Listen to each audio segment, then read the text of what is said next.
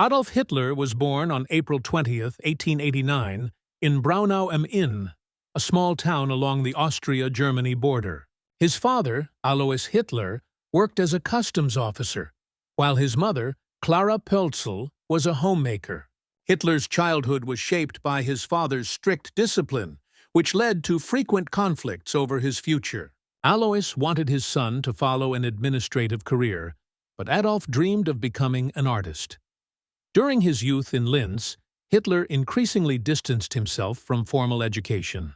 He showed little interest in conventional subjects and preferred to devote his time to drawing and painting.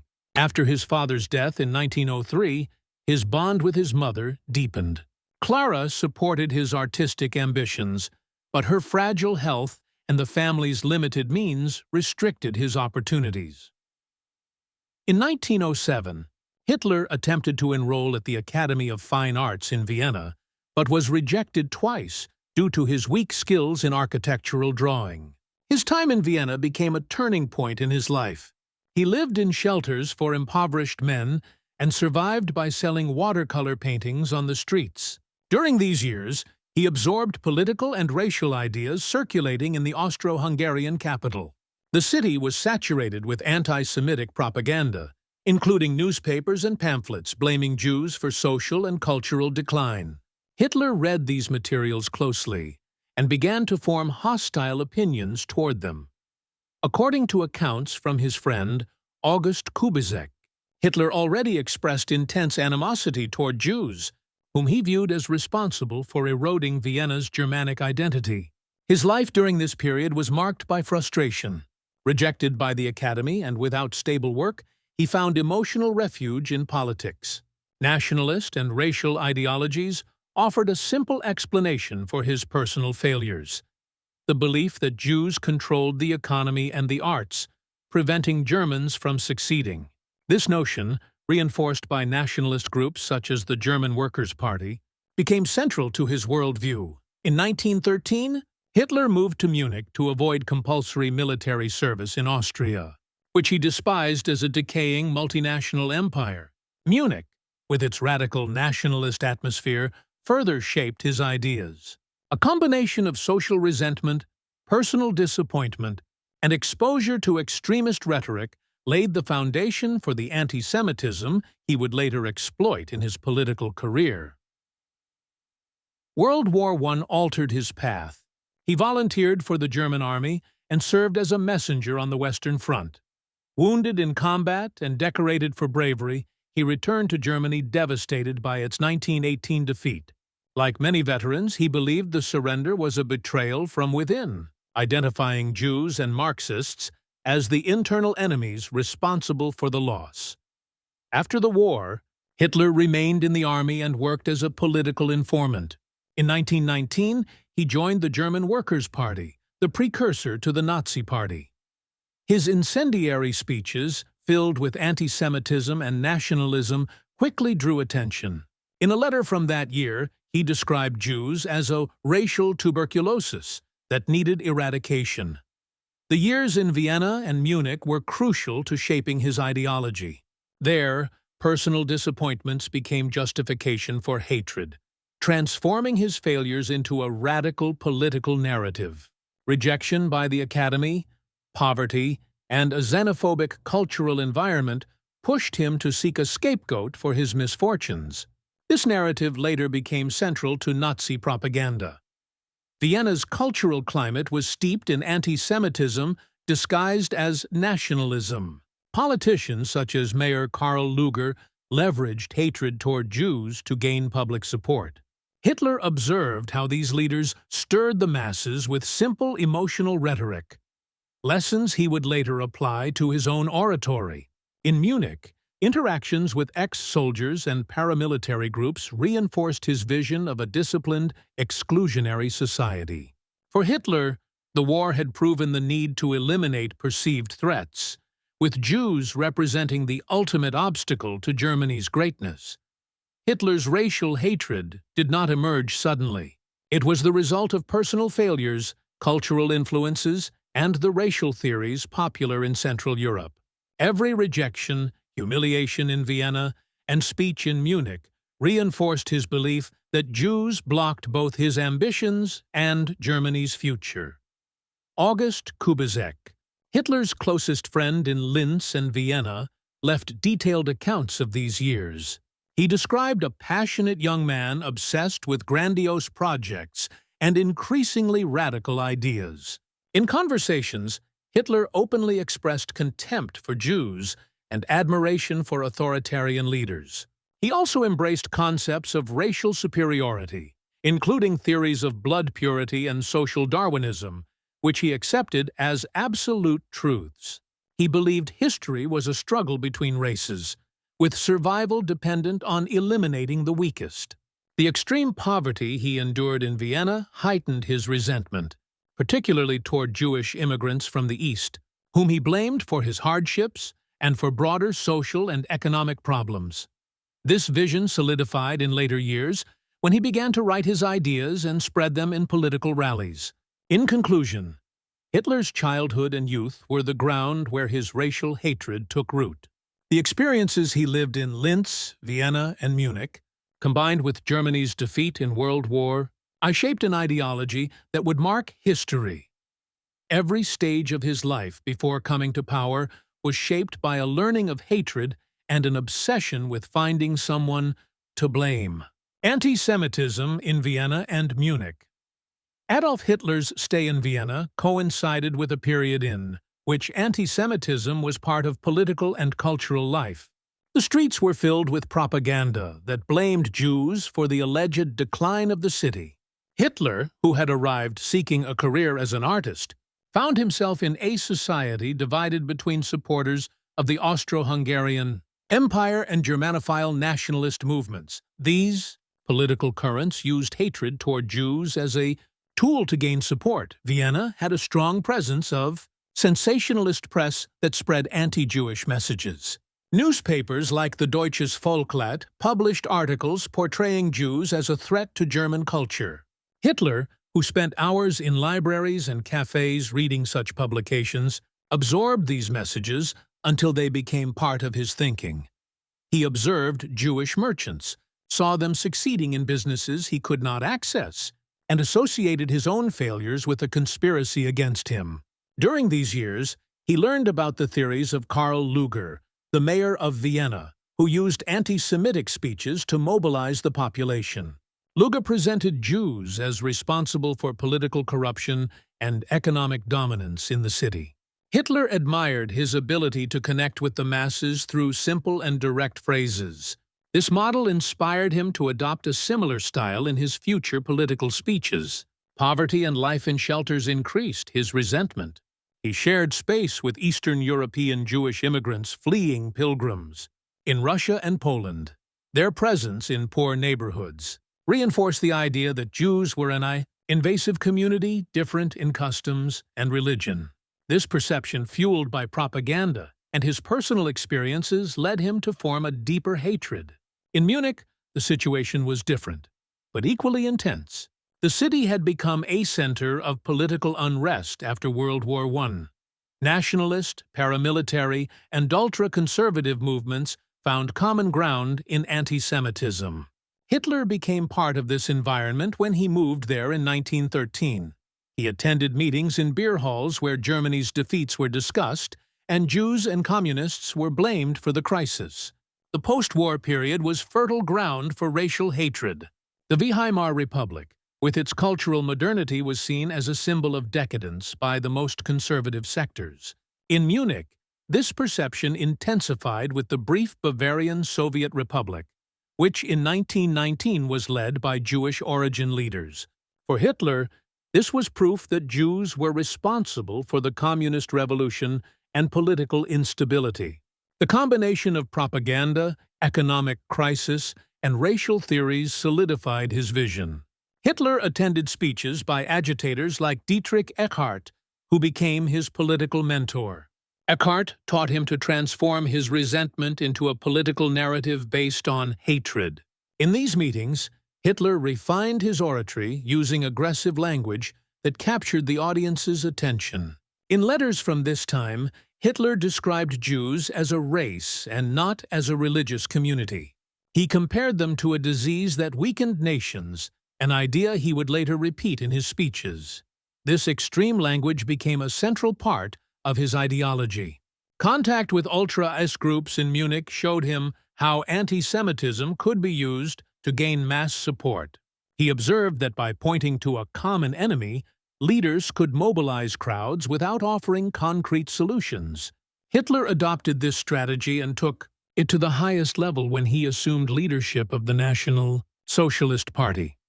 The cultural climate of Vienna and Munich offered racial theories wrapped in pseudo-science that spoke of blood purity and Aryan superiority. Writers like Houston Stewart Chamberlain were read in nationalist circles, and their books defended the idea that Germans descended from a superior race destined to dominate Europe. Hitler read these texts and interpreted them as confirmation of his prejudices. Poverty and failures in Vienna had planted the seed of hatred. In Munich, with military experience and the radical political atmosphere, that seed grew into a full ideology. Hitler found in anti-Semitism a simple explanation for social and personal problems. This narrative, which merged racial hatred with nationalism, became the foundation of his public speeches. The influence of figures like Eckart and other members of nationalist circles was decisive. They taught him that political success depended on identifying a visible enemy and attacking it relentlessly. Hitler applied this lesson with an intensity that even surprised his early followers. The cities of Vienna and Munich were ideological laboratories for Hitler. In them, he learned to combine cultural, economic, and racial elements into a unified vision of hatred. Every personal failure, every observation in poor neighborhoods, and every speech he heard reinforced his idea that Jews were the obstacle to his success and to German greatness. Anti-Semitism in these cities was not marginal, but a current accepted by many sectors of society. Conservative and nationalist parties used this discourse to gain popular support. Hitler knew how to take advantage of this climate and turn it into a political tool. From the streets of Vienna and the meetings in Munich emerged the core of the ideology that would later bring him to power. Anti-Semitism in Mine.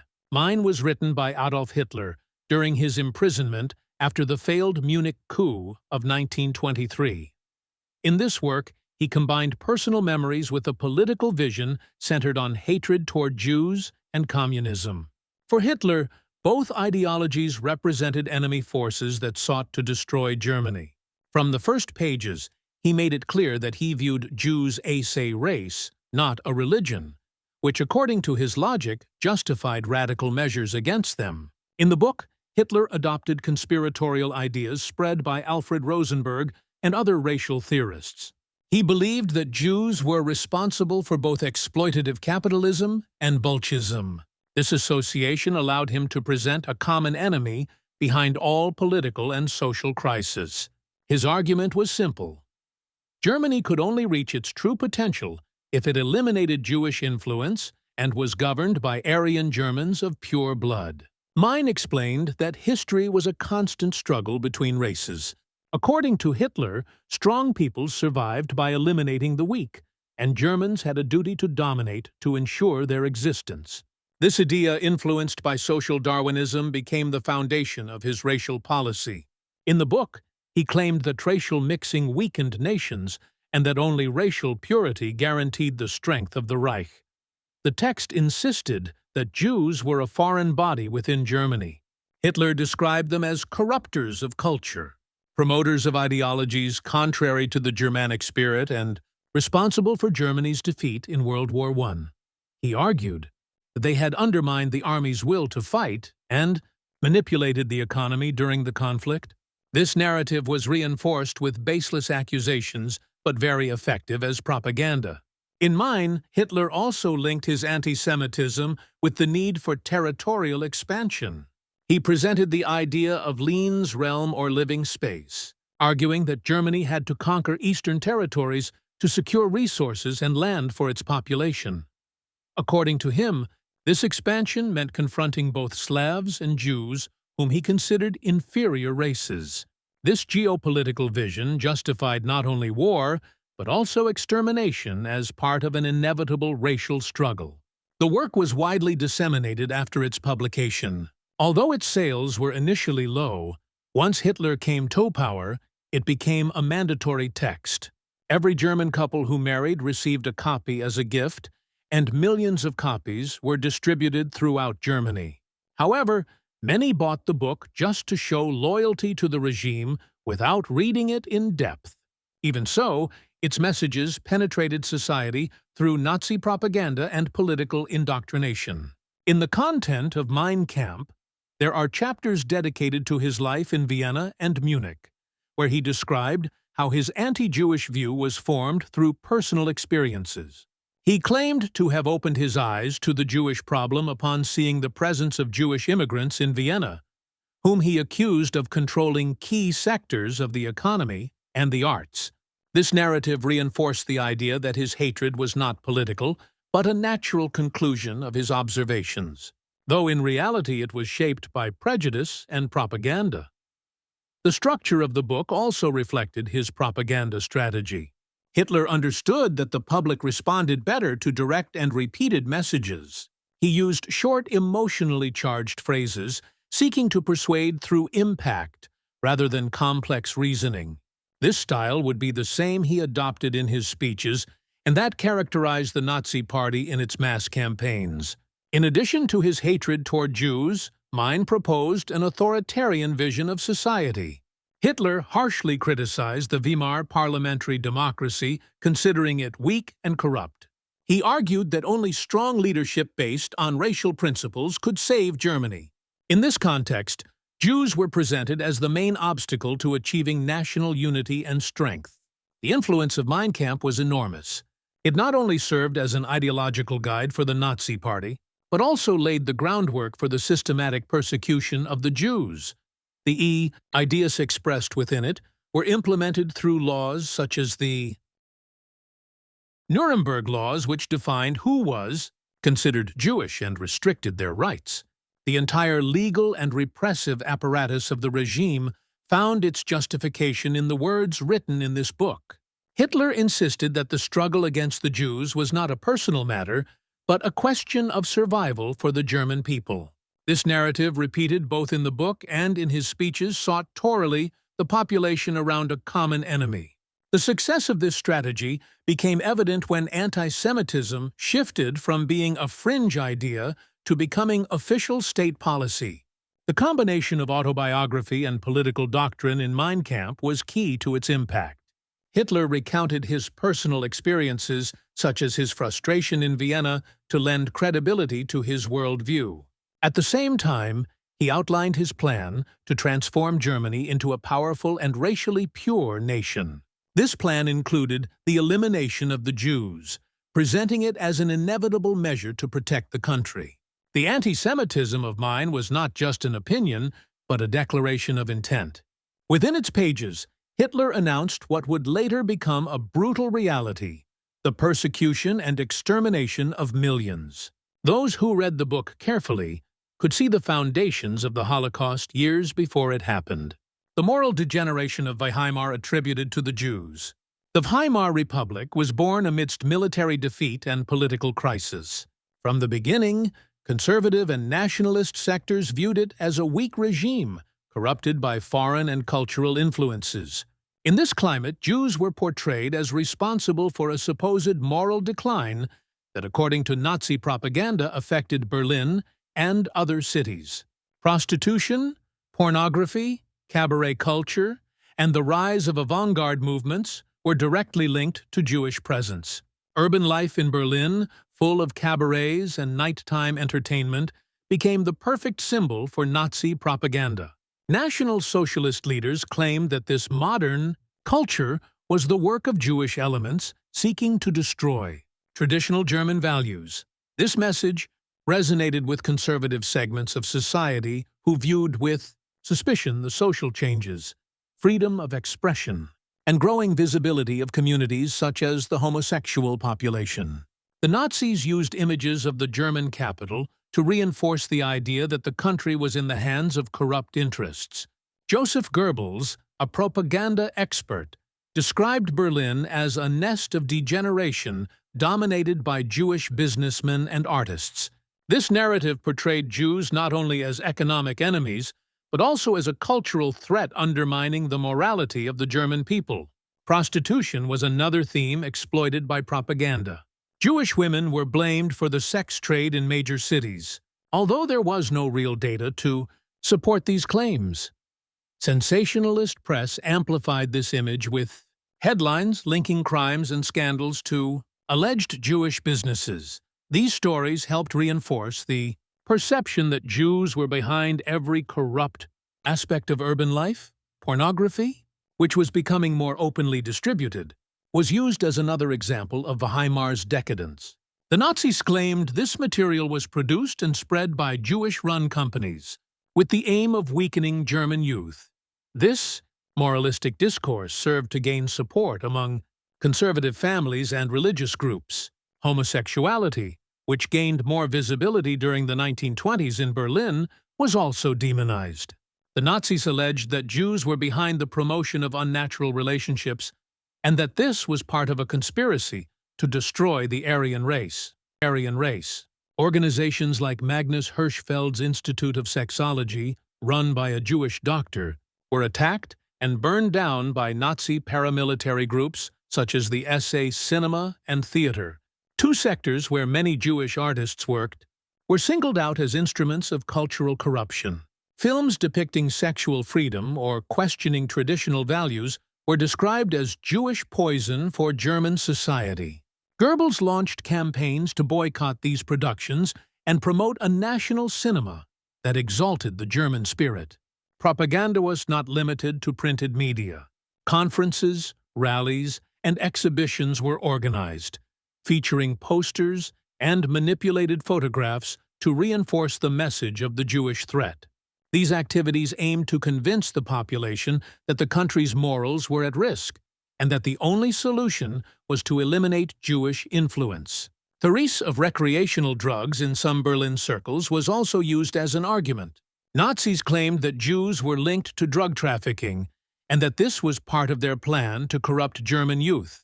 This idea was repeated in pamphlets and speeches, although it lacked any factual basis. Cultural anti-Semitism was not confined to larger cities. In provinces and smaller towns, Nazis spread the message that everything modern and foreign was the work of the Jews. This discourse resonated with a population suffering from unemployment and inflation. The idea of an internal enemy responsible for the loss of values was easy to accept. Changes in the role of women in society were also used as an anti-Jewish argument. Women who worked outside the home, dressed modernly, or participated in artistic activities were associated with the cultural corruption driven by Jews. This narrative reinforced a traditional model of womanhood, submissive and homebound, opposed to the modern woman, who, according to the Nazis, was a threat. The propaganda strategy aimed to simplify all social problems into a single explanation: Jewish influence. Thus, diverse phenomena such as unemployment, drug use, cultural shifts, and modernity were presented as part of the same conspiracy. This allowed any crisis to be blamed on a common enemy, the Weimar Republic. With its cultural openness and social experiments, was turned by Nazism into the perfect example of what needed to be destroyed. Hitler's speeches repeated that the country had been contaminated by a Jewish elite seeking to weaken Germany from within. This idea was reinforced with laws and measures that restricted Jewish participation in cultural and economic life. The attack on Jewish culture was a preliminary step toward social and economic exclusion. Before deportations or extermination were discussed, the Nazi regime had already convinced much of the population that Jews were responsible for the country's decline. This process began with cultural and moral demonization, which paved the way for more extreme policies. Naive artistic modernity and social diversity in Weimar were used as symbols of a common enemy. The Nazis built a narrative that transformed Germany's cultural richness into alleged evidence of corruption. This propaganda, repeated endlessly, succeeded in shaping public opinion. The Jew as a usurious banker and cause of inflation, Nazi propaganda portrayed Jews as responsible for the economic crisis that struck Germany after World War I. During the hyperinflation of 1923, millions of Germans saw their savings disappear overnight. In this context, the image of the Jewish banker was used as a symbol of speculation and enrichment at the expense of the German people. The Nazis claimed that Jewish financial elites controlled international banking and manipulated markets to bring the country to ruin. This accusation was repeated in pamphlets, newspapers, and speeches. Hitler and leaders like Heinrich Himmler pointed to Jewish bankers as the culprits of the financial collapse, convincing the population that there was a global economic conspiracy against Germany. The resentment toward Jews was not based on real data, but on historical stereotypes. Since the Middle Ages, Jews had been permitted to lend money when other religions forbade it, leading to the image of the Jew as a greedy moneylender.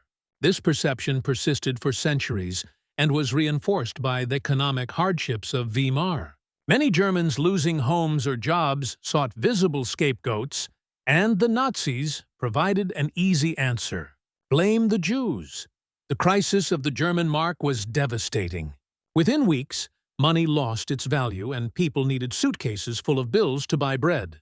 The Nazis exploited this desperation, claiming that Jewish bankers had caused the inflation to profit from speculation, although the real causes were far more complex, including war reparations and government economic policy.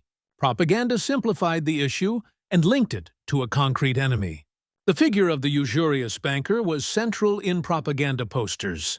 Grotesque drawings showed Jews with exaggerated features holding bags of money while German families went hungry. These visual messages were easy to understand and generated deep hatred. Josef Goebbels, as propaganda chief, knew that an image could have more impact than any rational explanation. In speeches, Hitler spoke of the need to free Germany from the clutches of Jewish capital. He linked financial speculation to the destruction of the national economy. According to him, while the people worked and suffered, Jews amassed wealth from banks and department stores. This message was repeated constantly to implant the idea that the country's problems had a single culprit. Economic anti-Semitism was not limited to banking. The Nazis also accused Jews of controlling commerce, the textile industry, and other key areas of the economy. Manipulated statistics were circulated to prove that a Jewish minority dominated strategic sectors. Although the reality was different, this kind of propaganda aimed to convince people that Jews were not mere competitors, but a threat to national survival. The economic crisis after the Great Depression of 1929 reinforced this discourse. Massive unemployment and poverty made Hitler's promises attractive. He promised to expel the Jewish parasites from the economy and return jobs to the German people. This message of hatred was one of the keys to the rise of the Nazi Party. Anti-Semitic propaganda used real data such as the presence of Jewish entrepreneurs in some sectors, but distorted them to present an exaggerated and negative image. Jewish families who had prospered in the cities were portrayed as guilty of the suffering of the German middle and working classes. This narrative turned envy into hatred. Police reports of the time reflected that in many cities it was believed that the government had handed over the country to the Jews.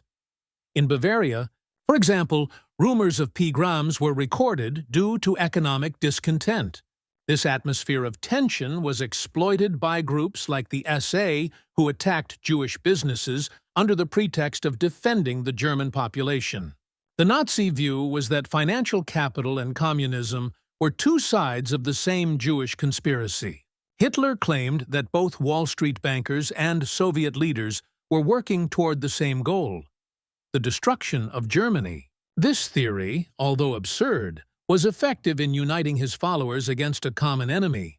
The confiscation of Jewish property was one of the first economic measures of the Nazi regime after it came to power in 1933.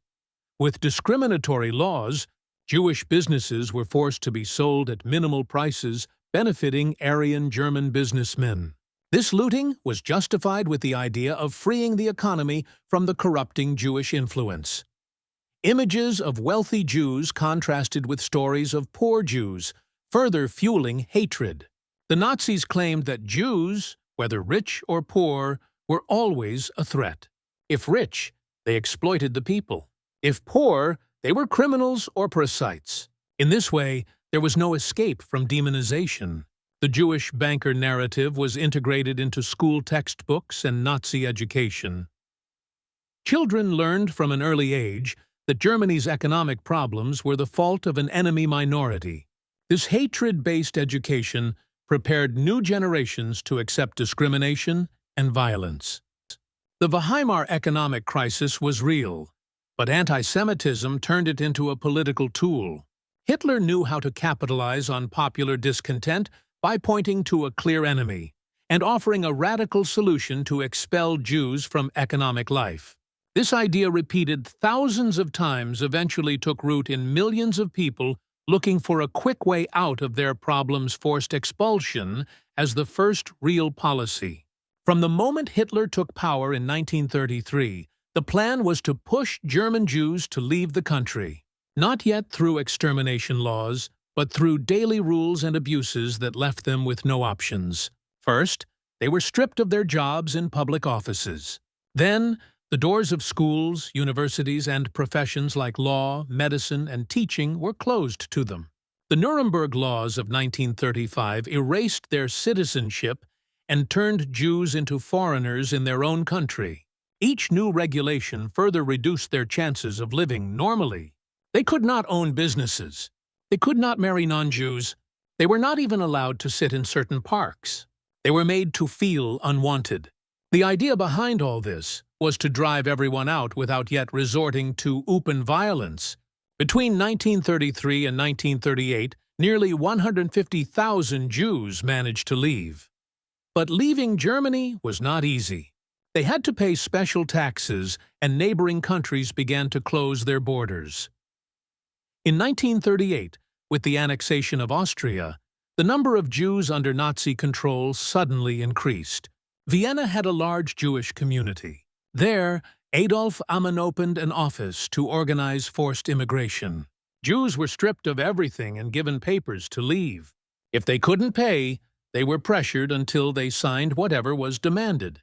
The method became a model in Berlin. In 1939, the Central Office for Jewish Immigration was created. The goal was to empty Germany of Jews through bureaucracy and threats. Reinhard Heydrich and Iman were in charge. They claimed it was voluntary, but it was a lie. If people did not cooperate, they lost everything. Violence escalated with the Night of Broken Glass in November 1938.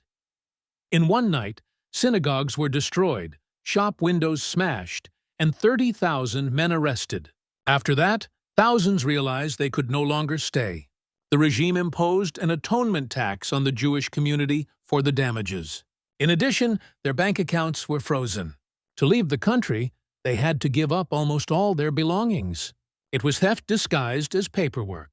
The Evian Conference in July 1938 showed that no country wanted to take them. Delegates from over 30 nations met, but almost all made excuses. Only the Dominican Republic offered to accept a few thousand. The Nazis took this as proof that the world didn't want the Jews either. Hitler said that if other nations didn't want them, then Germany didn't have to accept them either. This was used to justify pushing them out at any cost. By 1939, before the war began, their regime realized that expelling millions was not easy. There were not enough countries willing to take them. Foreign embassies were overwhelmed with applications. Many Jews ended up trapped between borders. The immigration plan had a limit. Only those who could afford it could leave. The rest were trapped. That's why the authorities began to look for faster and more radical solutions. Up to that point, the official policy was still to force Jews out. Iman worked on a plan to remove all Jews from Europe. He even dreamed of sending them to Madagascar. Meanwhile, in Prague, Vienna, and Berlin, thousands were interrogated, stripped of their property, and driven to flee. By the end of 1939, About 300,000 Jews had left the territories controlled by the Reich, but many more remained. With the invasion of Poland, the number skyrocketed. The war changed everything. Border closures, the occupation of new territories, and international isolation left the Jews with no escape. What had begun as pressure to immigrate became confinement. And from there, the next step was mass deportation. The policy of expulsion was not a humanitarian gesture. It was the first step in a plan of racial cleansing. It wasn't just about removing Jews, it was about robbing, humiliating, and pushing them to the limit until they were left utterly alone. With every border closed, every visa denied, and every bank account frozen, the idea of mass immigration became impossible. And the Nazi leaders knew it. By 1940, the phase of expulsion was coming to an end. What followed was far worse. The deportation plans to Madagascar. In 1940, after the German victory over France, the Nazi leaders began seriously considering a massive solution to remove Jews from Europe. The idea of deporting them to the island of Madagascar, a French colony in the Indian Ocean, emerged as a territorial alternative to what they called the Jewish question. This proposal was promoted by Heinrich Himmler with the backing of Adolf Hitler, and was presented as a way to isolate the entire Jewish population from the European continent. The plan was based on the assumption that Great Britain would be defeated, and that the British merchant fleet would fall into Germany's hands. With those ships, the Nazi regime believed it could transport millions of Jews to the island. The victory in France and access to the French colonial empire reinforced the illusion that this massive deportation was feasible. However, this idea, although attractive to the Nazis, was unrealistic due to Madagascar's geographical and logistical conditions. The administration of the plan was entrusted to Franz Radmarka, head of the Jewish department in the German Foreign Ministry.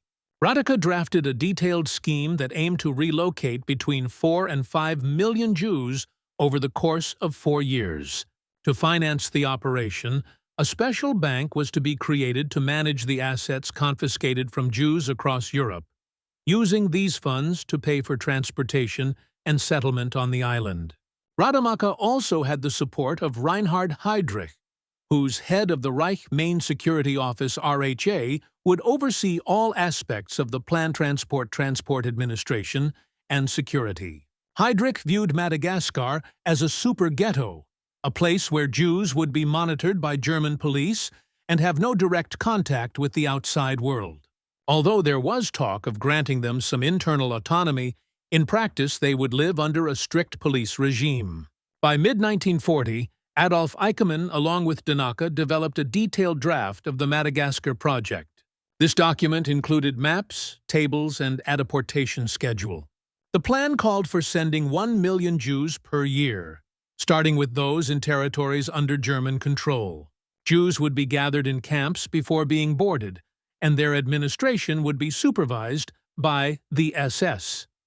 The idea of deporting Jews to Madagascar was not new. Before the war, governments like Poland or France had explored the feasibility of resettling Jewish communities on that island. Even the Leakey Commission sent by Poland in 1937 had studied the climatic and agricultural conditions of the area, concluding that only a few thousand families could survive there. Despite these reports, the Nazis revived the idea with a much more ambitious and brutal goal. By the end of July 1940, Hans Frank, Governor-General of occupied Poland, was informed of this plan. Construction of ghettos in cities like Warsaw was temporarily halted because it was expected that all Jews would be deported to Madagascar after the war. This news quickly spread among local administrations, creating the belief that the Jewish problem would be resolved by a massive expulsion abroad. However, the plan began to fall apart with the Luftwaffe's failure in the Battle of Britain. The inability to defeat Great Britain meant that the merchant fleet needed to transport millions of people would not be available. By September 1940, the project was stalled, although it was still mentioned in internal documents until the end of that year. Eichmann continued to speak of a transoceanic evacuation as a long-term solution, But in practice, the Madagascar Plan was fading. The project revealed the genocidal mentality of Nazi leaders. Although systematic extermination was not yet openly mentioned, deporting millions of Jews to a hostile island would have resulted in extremely high mortality.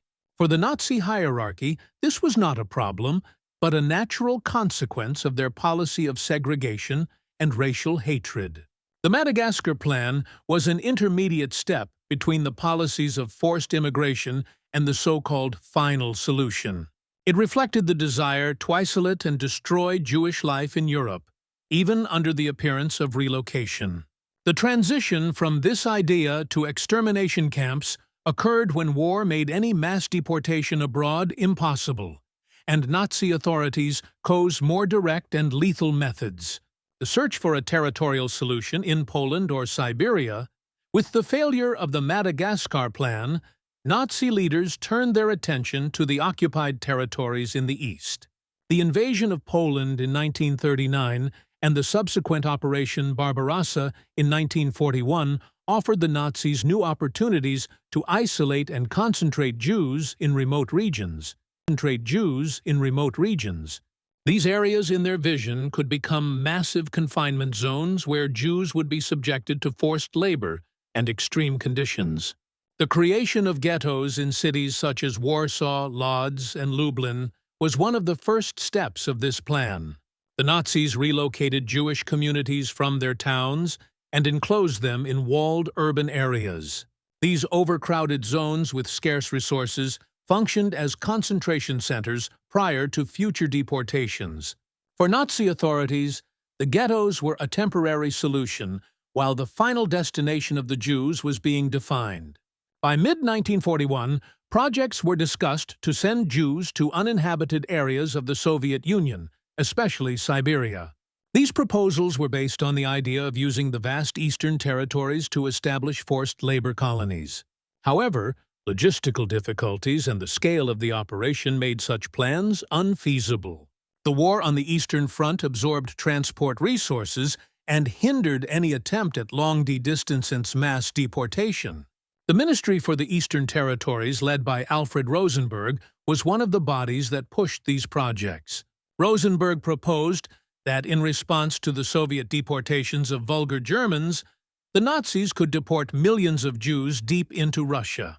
This idea was brought to Hitler's headquarters in September 1941. Although Hitler showed interest, the plan remained theoretical as there were no immediate conditions to implement it. Adolf Hitler, responsible for the logistics of deportations, acknowledged in internal discussions that there was no capacity to house German Jews in the occupied territories. This lack of infrastructure, along with pressure from local authorities, led to consideration of more radical measures. Hitler even suggested direct executions as a quick solution, reflecting the climate of brutality that was beginning to dominate Nazi circles.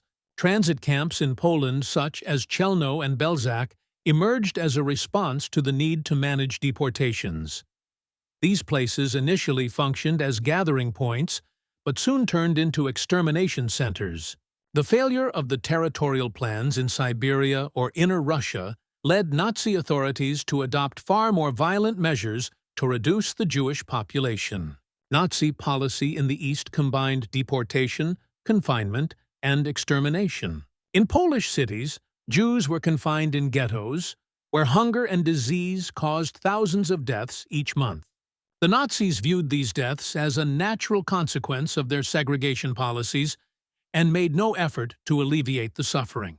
Meanwhile, the Einsatzgruppe, mobile SS units, advanced behind the German army and the Soviet Union. These units executed entire Jewish communities in mass graves under the pretext of security operations. The Babi Yar massacre in September 1941, where more than 30,000 people were killed in 2 days, is a clear example of this shift toward genocide. As the war progressed, the Nazis realized that a territorial solution was not practical. The vast distances, Soviet resistance, and lack of resources made it impossible to deport millions of Jews deep into Asia. This reality led to the creation of a more organized system of extermination, which would culminate in the so-called final solution.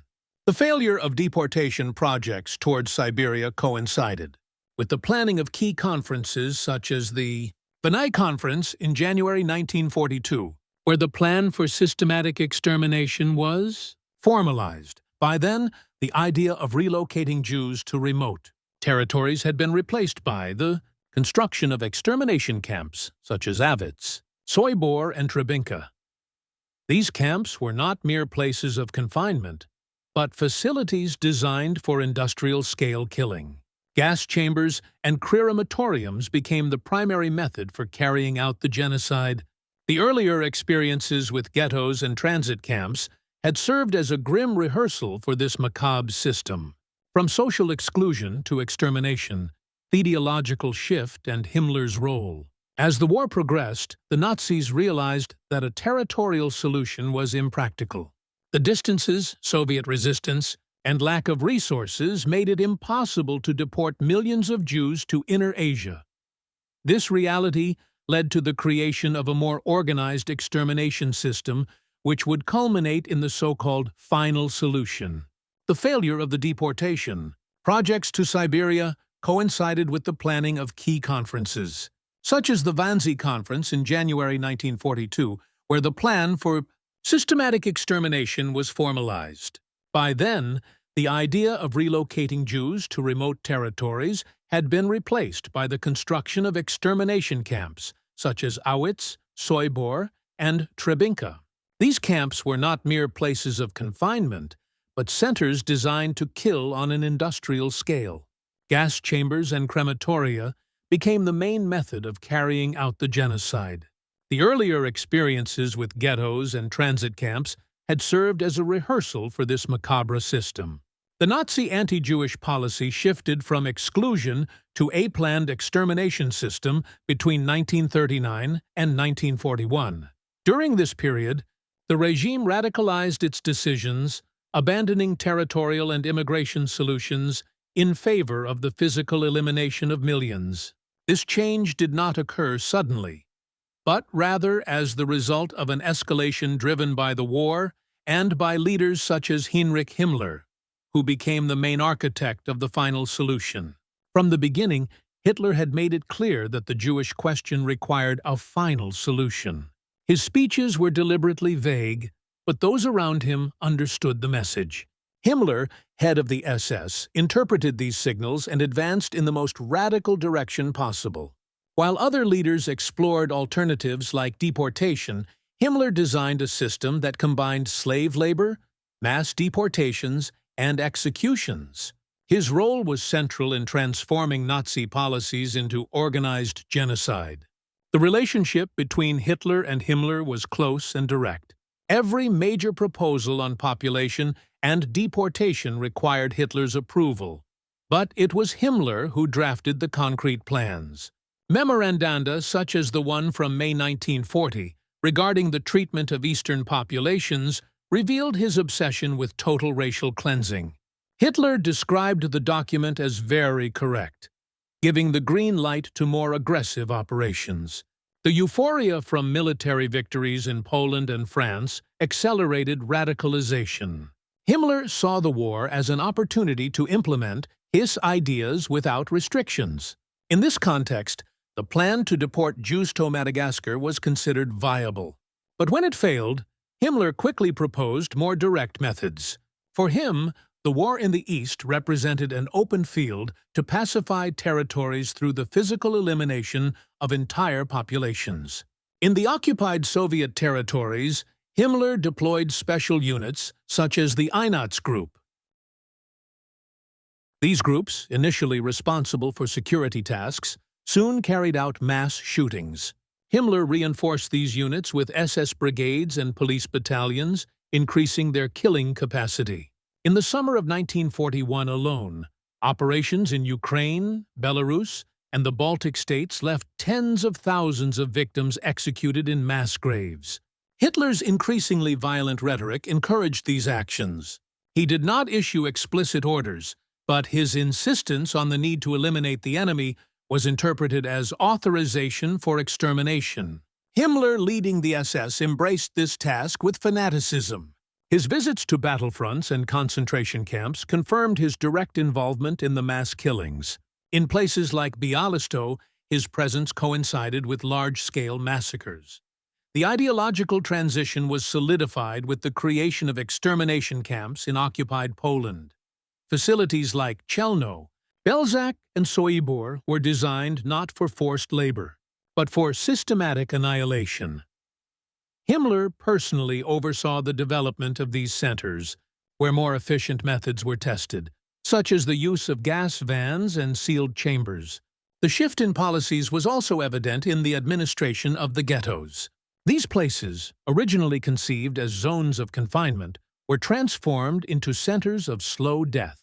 Hunger, disease, and lack of resources reduced the population, while deportations to extermination camps were being prepared. Himmler viewed the ghettos as a transitional phase before total elimination. The Wannsee Conference in January 1942 formalized what was already being carried out on the ground. Himmler and Reinhard Heydrich presented a coordinated plan to deport and murder 11 million European Jews. Although Hitler was not present, his approval was implicit. Wannsee was the administrative confirmation of the final solution. At this point, Himmler's power was immense. He controlled the SS, the Gestapo, and the concentration camp network. Under his command, the Nazi system was entirely directed toward genocide. Each deportation, each execution was part of a precisely managed machine. His ability to turn ideology into action was key to the Holocaust. The war in the East, with its extreme brutality, served as a testing ground for extermination techniques. Mass shootings like Barbie in September 1941, where over 30,000 people were murdered in 2 days, demonstrated the scale of violence. Himmler personally oversaw some of these operations, giving instructions and ensuring that the methods were effective. In this context, the initial social exclusion, laws, boycotts, ghettos, transformed into a total extermination program. The transition was not only administrative but ideological. For Himmler and other Nazi leaders, expelling or isolating Jews was no longer enough. They had to be physically eliminated to fulfill the vision of an Aryan Europe. By the end of 1941, the decision was already consolidated. The Nazi High Command stopped talking about expulsions and began coordinating a mass extermination plan. Trains full of Jews moved eastward with routes that appeared ordinary but whose destination was death. Local authorities received direct orders from Berlin, while facilities were built and expanded with one goal: to eliminate lives systematically. In January 1942, in a villa in Wank near Berlin, a decisive meeting was held. Reinhard Heydrich and Adolf Hitler presented a precise scheme of the final solution. Each region had to submit lists, organize trains, and send contingents to the camps. The language used was cold and bureaucratic. The discussion was not about whether it should be done, but how to carry it out more efficiently. That table brought together civil officials, SS members, and government representatives. Figures, methods, and transport routes were detailed as if it were a routine logistical project. From that moment on, concentration camps were transformed into extermination centers. Avits became the core of this system. Crematoria were built, and gas chambers were perfected. Sury, Treblinka, Belzec, and Maiden followed the same model. Railway lines led directly to ramps where prisoners were divided between those who could be exploited for forced labor and those who would be killed immediately. The gas chambers were disguised as showers. New arrivals were led to believe they were going to be disinfected. Their belongings were taken. They were forced to undress and then guided in groups. Once the doors were closed, lethal gases like Cyclone B were released. The process lasted only minutes, after which the bodies were dragged out by the Sonderkommandos, prisoners forced to operate the machinery of death. The crematoria worked day and night to erase all traces. The ashes were thrown into rivers, fields, or mass graves. The numbers increased week after week. Eichmann oversaw the transports, demanding punctuality and coordination. Each train was a timed operation. SS officers measured the efficiency of the camps by the number of people killed each. Methods were implemented to speed up the processes from expanding ovens to using excavators to dig massive pits. Everything was oriented toward industrial extermination. German companies participated in this chain. Firms like Krupp IG Farben and others used slave labor in factories near the camps. Prisoners were exploited until they died from starvation, exhaustion, or disease. These industries profited from contracts and supplies obtained through the looting of deportees' confiscated belongings. The trains arrived loaded with clothing, jewelry, and personal items that were then sorted, resold, or sent to Germany. The churches, with few exceptions, remained silent.